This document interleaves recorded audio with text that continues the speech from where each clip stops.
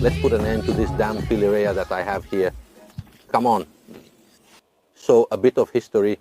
If you remember last year around June, today is October 4th, even though some say it's August 64 given the weather. Okay. We had worked on it, we had pruned the entire Phyllirea and opened it up. The story started even earlier when about a year ago, in the summer, 2 summers ago, I said I would reset them because I no longer liked them, and I speak in the plural because I had another Phyllirea, and that one is an artichoke. I didn't go further. Then, during the video, I'll explain why.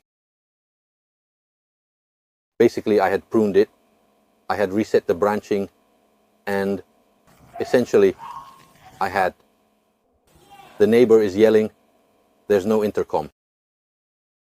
I had reset the branching to allow for diameters to open it up well and create a slightly wider, more significant shape, because many years ago it was my vision, but not only mine.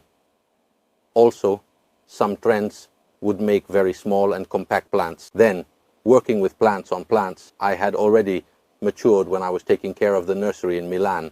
Now, day by day, I realized that for certain plants, keeping the branching wider means making them feel good, especially during periods of stress. So I decided to give it this shape, also because I prefer Japanese style. Plants like this, with my climate, I can't create many sculpted shapes, because otherwise I would always have to keep it maintained, always keeping it under stress, and I have to keep somewhat wider shapes. So this was the solution that suited me best. So in the meantime, these branches have matured, they have elongated, and I have space to lower them a little, so I need to go back here where now, practically, you can also see where this branch goes. It has reached diameter, the shape has stabilized. I can prune and lower the upper branches a bit, pruning them in such a way that I prepare them for spring, for winter. If snow falls on them, they won't deform too much, and next spring they will be ready to take off. I do not cover this plant, I do not put it in a greenhouse. I leave it outside in a slightly more protected area compared to the others, so from drafts, but it has happened that snow has fallen on it like this, and there are no problems. It gets the winter cold, but there are no problems even with frost, and I have actually seen it wake up better in spring compared to before when I had that other one that I protected. Okay, one thing, why didn't I do it? Why didn't I go against that other one? Not so much out of negligence, but because, as you can see, this plant here is more than a meter wide. No. My arm here, oh no, with the perspective, no, here. From above, here is my arm, you see. My whole arm stretched out.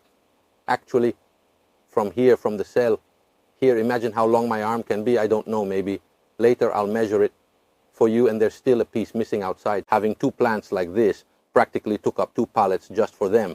So since with the other one I had to focus on diameter to strengthen the roots, I wanted to give it a period of revitalization.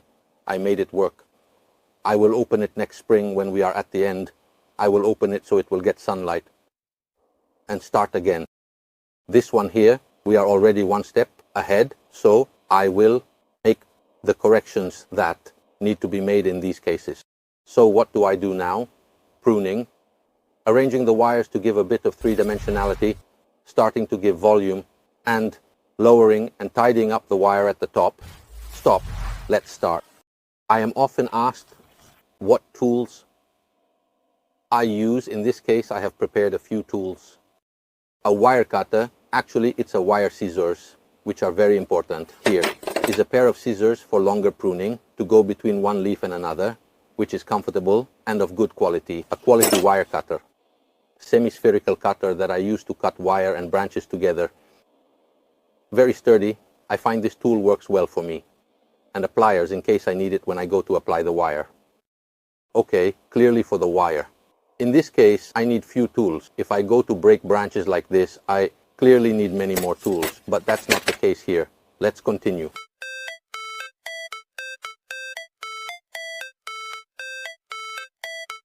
How should one think? Subtitle.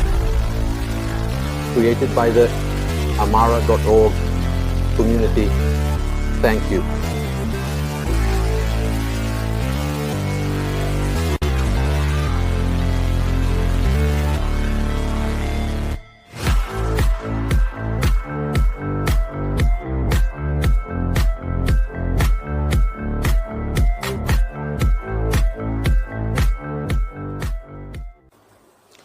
So, a little explanation to keep you updated. You see how over here I messed up. It was clearer over here. I went to prune to give it a bit of this shape. Now I will lower the upper parts, and there are some branches that I pruned a bit more and a bit less, if you see. Why? Depending on the youth of the branch, I clearly have to treat it differently. Where the branch is more detailed, more articulated, I can cut it a bit shorter because the structure has been created. In areas like back here, where I need to create depth, you see this branch is juvenile, it's straight, it doesn't have secondary or tertiary growth yet. This one also starts off like a stone. It starts from here and is straight, straight, straight. What do? I keep it, I let it grow quickly, of course. I will shape it a bit with some wire, but for now I need it to work hard to reach the spaces in a fairly short time. Later, I will go back and let it grow. It's something that is always done, so much so that now it may give the impression at the end of the work of being a slightly more bare plant compared to before, but it's a normal thing. This practice is needed to give detail, growing without ever pruning. Sure, at first I have a big plant. I say, wow, how well it's doing. Look at that reaction.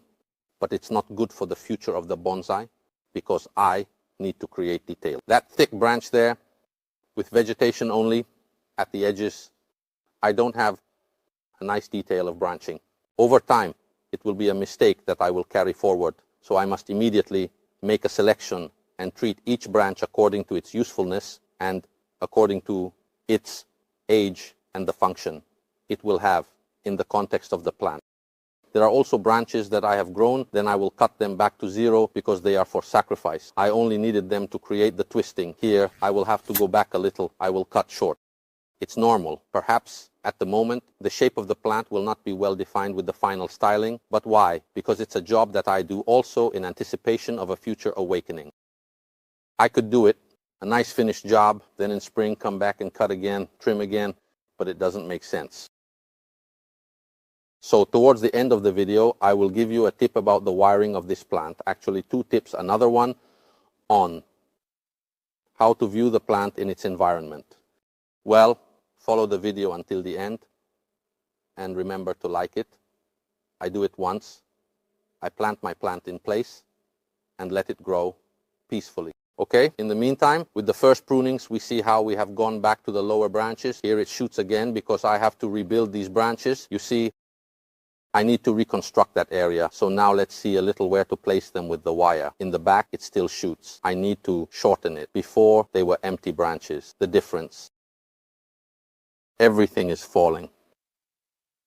I'll show you up close. So you see that there are branches shooting straight out.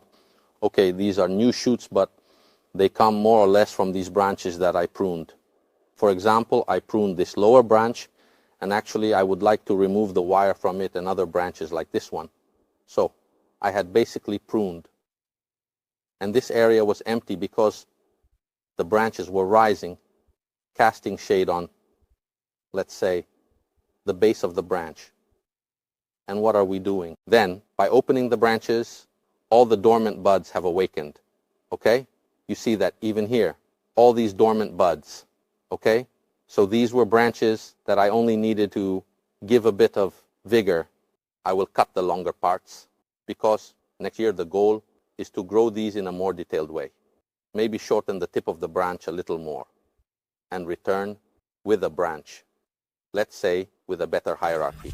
You see a very thick primary, a secondary that is a middle ground, then gradually these little ones that will become, for now, a tertiary, then probably it will become a secondary, and I will still have to create it the true tertiary because it will need to be certainly a 4th or 5th level.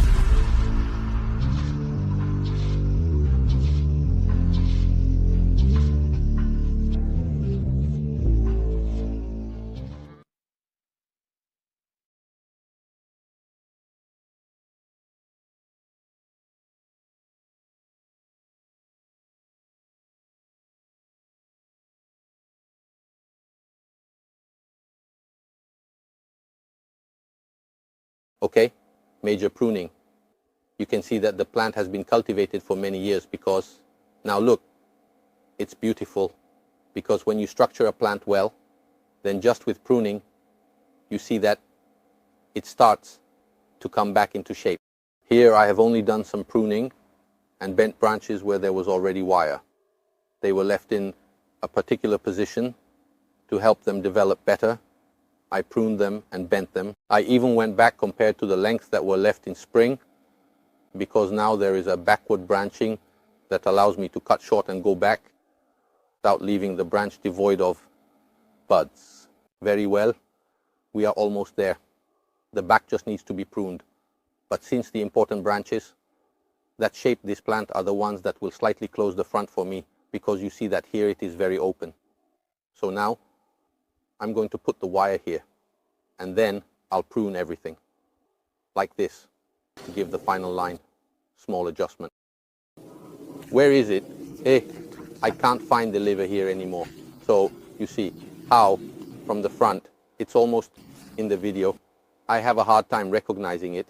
You see how I have already lowered this branch that needs to be lowered a bit more, and this one in front that will close it. It was very open before. I still need a few branches here to close this front that is very open. I like to keep the side leaves a bit more closed, but since I left some short branches behind, they will also be the ones here that will close it, because bringing back a branch now doesn't make much sense. I need to make it take a roundabout way to then cut it later. I have branches that can derive excellent, that can derive from this primary branch and from this primary branch, and they are fine. Okay, so I lowered this. Clearly I lowered this. I need to create some vegetation at this point and lower this, as removing the branches down there has left this area exposed. I'm going to complete my shape. I'm proceeding. Okay, work completed. You see the shape, then I'll go back over there and explain the reason at the end of the video. It's a thing, a trick for wiring these plants here. Try to always use an oversized diameter, because it's easier, because the branch stays there on fast-growing plants. Thin diameters quickly embed into the bark. Otherwise, they need to be changed. A thicker diameter allows you to make longer coils, and you won't have this problem. If there are those who say, why don't you use aluminum? I'm not of that opinion. I use copper. I find it works well for me, and that's why I will continue to use copper. Copper.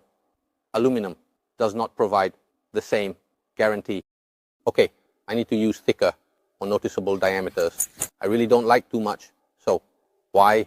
Here, the application of the wire, if we want, is aimed precisely at the aesthetics of the plant, and putting something aimed at aesthetics that is ugly, that is visible, that is evident. I mean, it makes no sense. Okay, I don't know. If someone removes a mole, they leave a scar. It's not like that. So I'm getting ready. This was the trump card I was talking about regarding wiring. I'll move over there and explain why, and then I'll say goodbye. So why am I over here now? I also picked up the current here. Be careful that copper transfers static electricity. Actually, I'll position myself a bit more like this. Why? Because if you look now, the plant has changed appearance. What happened? First of all, it is now facing me. So before it was looking at the wall, now it no longer looks at the wall. On this side, it has space. So it really gives space to the shape of the plant, or I am an element that in the tokonoma could practically be the companion plant. Here we place it. Okay, the kakejiku is gone, the scroll is gone. So it is simply important to imagine the plant in the environment. So already seeing how it changes from before. If you go to look at it, now that we have given it a very precise direction. By the way, I am also realizing that I can lower a small branch here to fill this area, or even raise this one. There is a huge unused branch. In fact, I have a piece left over that I can place here to colonize this area. Otherwise, it leaves me with empty space. It is to colonize this area here, silwam, and clearly I placed it in such a way that it has this particular direction to go like this in the environment. and that it showcases the shape of the plant well. This branch here apparently is low now, but in reality it is long. It will need to be shortened a little. It is not strong enough yet. Now I have moved it so that it gets more light. When it gains strength, I will shorten it by 7, 8, 10 centimeters so that you can see it more or less like this in the video. You see how this becomes dominant and further emphasizes the direction. It becomes a bit more beautiful. You know, I am tempted to cut it to show you what the shape is like, but oh well, nothing. So I placed the camera at the right height, the branch at the right height and the right space. And I wanted to show you a little the finished plant. If you feel like it, go back to watch the other videos. Actually, first, like this video. If you enjoyed it, leave a comment, share, and go back to watch the other videos if you like them, which explain a bit the story of the remake and restoration of this plant, which can be interesting and can also help those who sometimes feel stuck, who do not intervene for fear of slowing down those times, of extending the times. So, no, see that sometimes going back and starting over is the right choice. Okay, hope you enjoyed it. Ivo Saporiti, Studi Bonsai in Subria for your online education and not in the lab if you intend. Bye.